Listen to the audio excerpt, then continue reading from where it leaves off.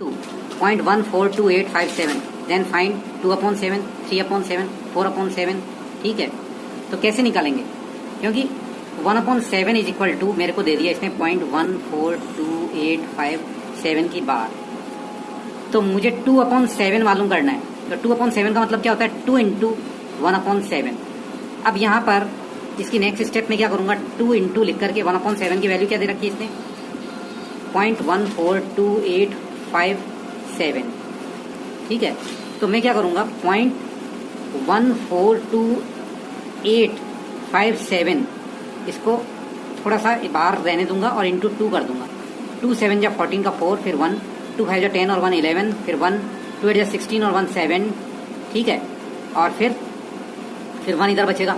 2 2 जा 4, 1 5, 2 4 जा 8 और 2 1 जा 2 पॉइंट, और इसके ऊपर बाहर एज इट इज कर देंगे ये। तो 2/7 इज इक्वल टू 0.28514 और बार वापस लगा दूंगा। ये समझ में, फिर से समझ लो इसको।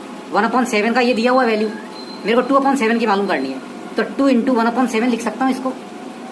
2/7 को 2 इंटू 1/7 लिख सकता हूँ ना। तो 2 तो एज इट इज रहने दिया और 1/7 की जगह मैंने सिर्फ उठा करके ये वैल्यू रख दी और इसको 2 को इससे मल्टीप्लाई कर दिया। ये मल्टीप्लाई किया हुआ और जो आया उस पर वापस बार लगा दी और ये आंसर हो गया। तो नीचे 7 इज इक्वल टू ये वैल्यू आई इसको 1/7 की, मतलब तो क्या है? 1/7 की वैल्यू कितनी है? ये 2, यानी कि मेरे पास में 2/7 का आंसर क्या आया? ये आंसर आया। अब मान लो 3/7 है, तो क्या करूंगा मैं? 3 इंटू 1/7, क्योंकि ये मल्टीप्लाई ऊपर से ही होता है। यहाँ पर कोई सिंपल सी चीज है, 3 लिखूंगा इंटू, लेकिन 1/7 की जगह पर मैं क्या लिखूंगा वापस से? 0.142857। इसको 3 से मल्टीप्लाई कर लूंगा। 0.14287 को 3 से मल्टीप्लाई कर लूंगा तो कितना हो जाएगा? 3 7 जा 21, फिर इधर 2 5 3 15 2 17, फिर 1 3 जा 24 और 1 25, फिर 2 3 2 जा 6 और 2 8, 3 4 जा 12 2, फिर 1 7 जा 3 और 1 4। ये 4 आ गया, पॉइंट लगाया और ये, तो यानी कि इसकी जगह 3/7 इज इक्वल टू 0.428571 और ये बार, ये आंसर हो गया।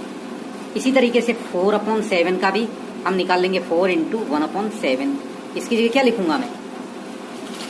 4 इंटू 0.14, क्योंकि 1/7 की वैल्यू मेरे को दे रखी है ये, तो मैं इस तरीके से यहाँ पर लिखूंगा 0.14285। इसको 4 को इसी से मल्टीप्लाई करेंगे पहले की जैसे और ये आंसर लिख देंगे। मैं यहाँ पर डायरेक्ट लिख रहा हूँ 0.571428 और बार जरूर लगानी है। यहाँ पर भी बार जरूरी है, अगर बार कहीं पर जहाँ बाहर है, क्योंकि 1/7 का मतलब ही यही है। तो ये हमारा आंसर सॉल्व हो गया। अब एक क्वेश्चन देखते हैं जिसके अंदर 1/17 है, तो इसको रेशनल नंबर में कैसे चेंज करना है, वो डेसिमल फॉर्म में चेंज करना है। तो इसके लिए क्या करेंगे? यानी कि 1 को किससे डिवाइड करेंगे? 17 से। मैं 1/17 इसको डेसिमल फॉर्म में लिखना है, तो मैं 1 को 17 से डिवाइड करूंगा। कैसे करेंगे? पॉइंट लगाएंगे तो एक 0 आ जाएगा। अब लेकिन अब ये छोटा है, इधर फिर 0 लगाएंगे तो इधर 0 हो गया। 17 की टेबल कितनी टाइम बोलूँ कि यहाँ पर 100 के नज़दीक आ जाए, तो 17 5 जा 85 और 17 6 जा 102 हो रहे हैं, तो 17 5 जा 85, कितना बचेगा?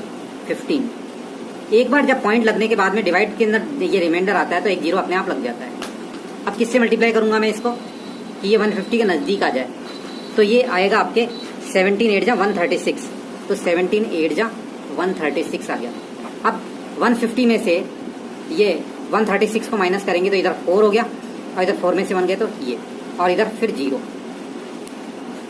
फिर 17 8 जा 136 हो जाएगा, क्योंकि 17 9 जा तो 153 होते हैं, तो 17 8 जा 136। अब फिर इसमें कितने बचेंगे? 4 बचेंगे, 0। 17 2 जा 34, तो यहाँ पर 17 2 जा 34, एक माइनस करूंगा तो 6 और फिर 0 आ गया। अब फिर 17 3 जा 51 और 17 4 जा 68, तो 3 जा 51 चलेगा। 17 3 जा 51, कितना बचा 9, फिर 0। एक बार क्योंकि डिवाइड के बाद में एक बार 0 अपने आप आ जाता है, तो फिर 17 5 जा 85 और 76 जा 102 हो जाते हैं। तो 17 5 जा फिर चलेगा, तो 17 5 जा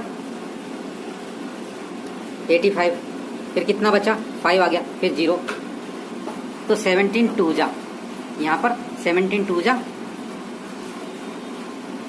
34, तो ये 17 2 जा 34, 17 2 जा 34। अब कितना बचा यहाँ पर, ये 10 में से 4 जाएंगे तो 6, इधर 4 में से 1 गया 0, इधर फिर मैं 0 लगा दूंगा। अब किससे करूंगा, 17 9 जा 153 और 17 10 जा 170 होते हैं, तो ये 9 जा चल जाएगा।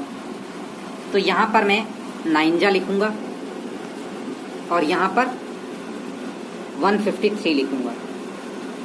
कितना बचा यहाँ पर 7। अब यहाँ पर मेरा पेपर खत्म हो गया, तो यहाँ से मैं 7 लिख करके इसके आगे 0 लगा सकता हूँ। यहाँ से शुरू कर दिया, मेरे को नंबर से मेन ये है। अब 70 है, तो 17 4 जा 68, फिर 2 बचा, एक 0 अपने आप लग जाएगा। 17 1 जा 17, फिर 3 आएगा 0, फिर 17 2 जा 34 हो जाएगा ज़्यादा, तो 17 1 जा 17। कितना आएगा यहाँ पर, इसमें से 10 में से 7 गए तो 3 और 2 में से 1 गया तो 1, तो एक 0 अपने आप आ जाएगा। तो 17 7 जा 119 हो गया। अब इसमें से जाएगा तो 11 आ जाएगा, मैं फिर इधर खत्म हो गया, इधर लिख दूंगा और 0। तो 17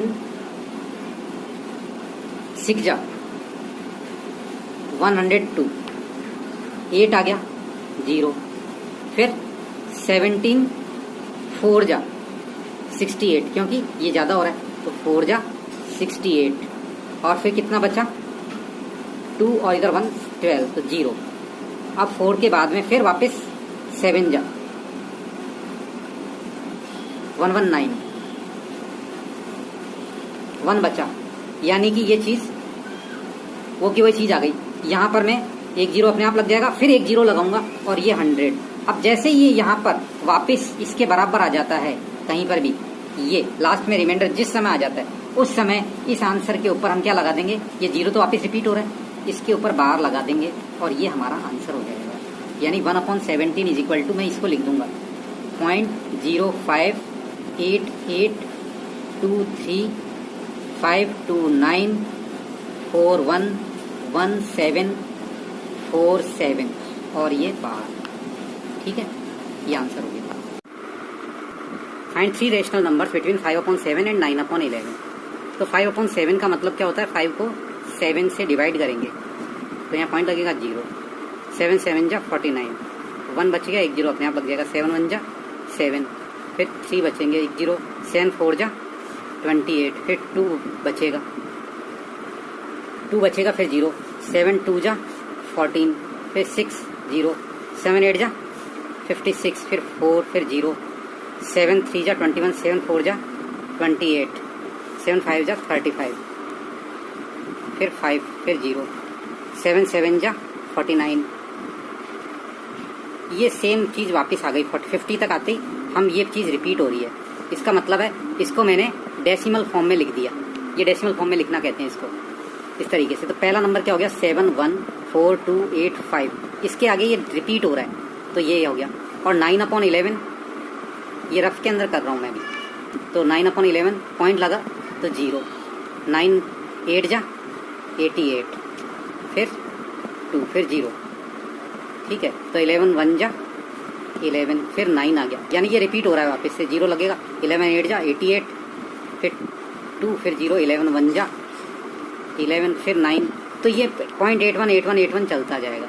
यानी कि मैं 5/7 की जगह क्या लिखूंगा, यहाँ से सम शुरू हो रहा है, 5/7 इज इक्वल टू 0.71428 ठीक है।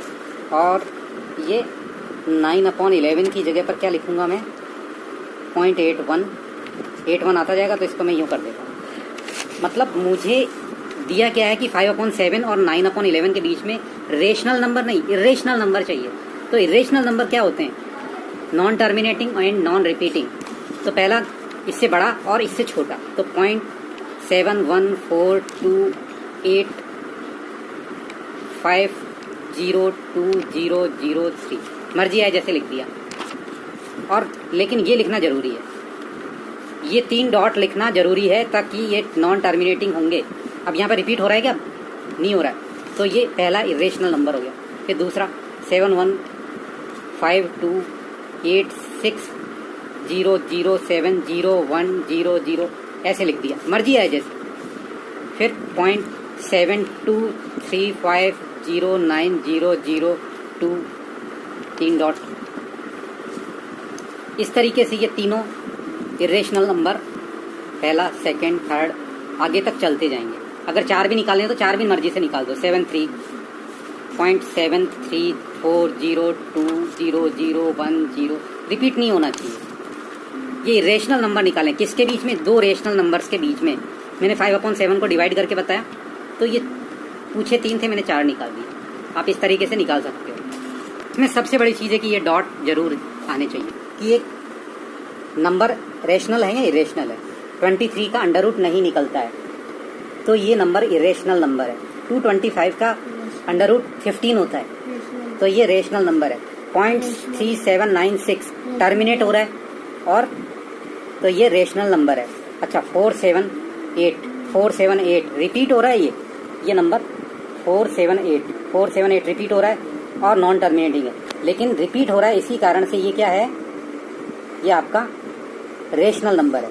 ये वाला नंबर 1.101 001 0001 फिर 4 बार 01, तो ये नंबर जो है आपका क्या हो रहा है? ये आपका इरेशनल नंबर है, रिपीट नहीं हो रहा है। ये 0 एक बार आया 1, फिर 0 2 बार आया फिर 1, फिर 0 3 बार आया। यानी कि पैटर्न या तो 1010 ऐसा रहता तब तो रिपीट होता, लेकिन ये पहले 10 आ गया, फिर 100, फिर 1000, फिर 10,000। इसका मतलब ये पैटर्न रिपीट नहीं हो रहा है। यानी 36 को 100 से डिवाइड करूंगा,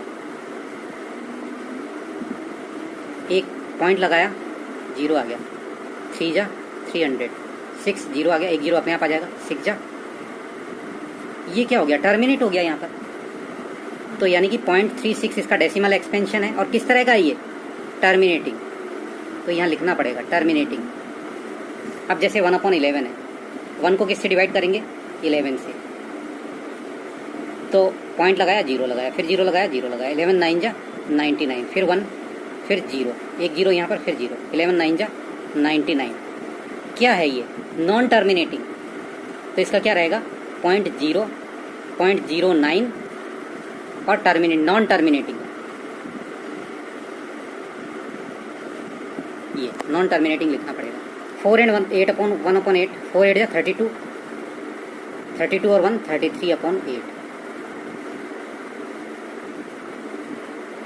8 4 जा 32, 1.0, 8 1 जा 8, 2 फिर 0, 8 2 जा 16, 4 फिर 0, 8 5 जा 40। क्या आया ये? 4.125। ये टर्मिनेट हो गया, तो ये डेसिमल एक्सपेंशन है और टर्मिनेटिंग है। ठीक है। 3/13 है, तो इसको 3 को 13 से डिवाइड करेंगे। पॉइंट लगाया 0 लगाया, 13 2 जा 26, कितना आएगा? 4, फिर 0, 13 2 जा 26, 13 3 जा 39, फिर 1, फिर 0। ठीक है, फिर एक 0 लगाएंगे, फिर एक 0 हो जाएगा। तो अब 13 7 जा 91, फिर 9 आएंगे 0, 13 7 जा से तो हो गया था, 13 6 जा होगा। अब 13 6 जा 8, अब कितना आएगा यहाँ पर? 2 और 1 0, 13 9 जा, तो ये 13 9 जा 117। यहाँ पर वापस क्या आ गया?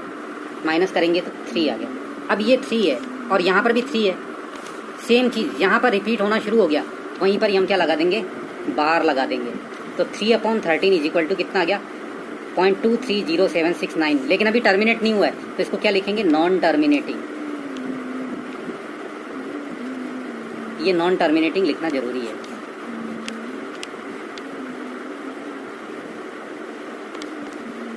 Non terminating. अब ये है 2/11, 2 को 11 से डिवाइड करेंगे, पॉइंट लगाया 0, 11 1 जा 11, कितना बचेगा 9 बचेगा, और एक बार 0 अपने आप आ जाता है। 11 8 जा 88, कितना बचा 2 बचा, 2 बचा, यानी ये वापस रिपीट हो गया, ये वापस ये चीज़ 0 अपने आप लग जाता है, ये चीज़ और ये चीज़ जैसे ही सेम आ जाए, इसका मतलब अब ये चलता जाएगा। तो हम क्या करते हैं, इसके अंदर 0.18 ये नॉन टर्मिनेटिंग है, टर्मिनेटिंग हो गया। इसी तरीके से 329 को 400 से करेंगे तो कैसे आएगा, पॉइंट लगाएंगे 0 आ जाएगा, 4 8 जा 32 और 2 0 लास्ट में, ऊपर से 0 9, 0.8 एक 0 अपने आप लग जाएगा, 4 8 जा 400 8 जा ये 100 हो गया, एक 0 अपने आप फिर लग जाता है, 2 जा 800 तो कितना बचा 200 आ गया, एक बार 0 अपने आप लग जाता है, 5 जा 20, ये टर्मिनेट हो गया। यानी कि 329 को अगर अपन लिखेंगे 329/400, इसका डेसिमल एक्सटेंशन कितना आएगा जो हमने डिवाइड किया 0.8225, और क्योंकि ये चीज़ टर्मिनेट हो गई, इस पर कुछ भी बार नहीं लगेगी। और क्या है ये टर्मिनेटिंग एक्सटेंशन,